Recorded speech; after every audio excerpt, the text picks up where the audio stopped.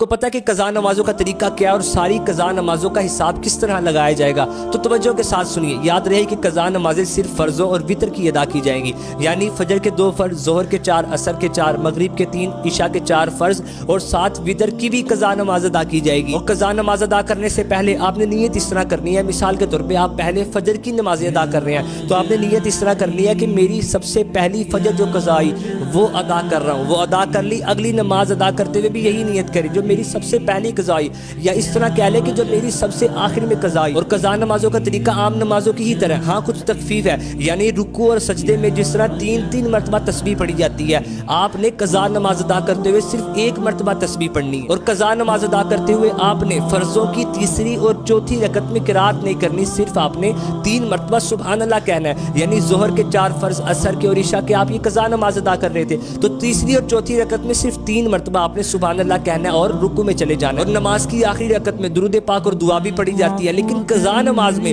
آپ نے التحیات کے بعد صرف اللہم صلی علی محمد کہہ کر سلام پھیر لینا ہے۔ اور ایک تخفیف یہ بھی ہے کہ وتر کی تیسری رکعت میں قرات کرنے کے بعد تکبیر قنوت اور دعائے قنوت بھی پڑھی جاتی ہے، لیکن قضا نماز ادا کرتے ہوئے آپ نے دعائے قنوت مکمل نہیں پڑھنی، صرف 3 مرتبہ اللہم اغفر لی کہہ کر آپ نے رکوع میں چلے جانا ہے۔ اگر کوئی میرے اور آپ کی وجہ سے قضا نمازیں پڑھنا شروع کر دیتا ہے تو کتنا بڑا ثواب کا کام ہے، اللہ پاک عمل کی توفیق عطا فرمائے۔ اللہ یعلم ما نشکو من الآلمین۔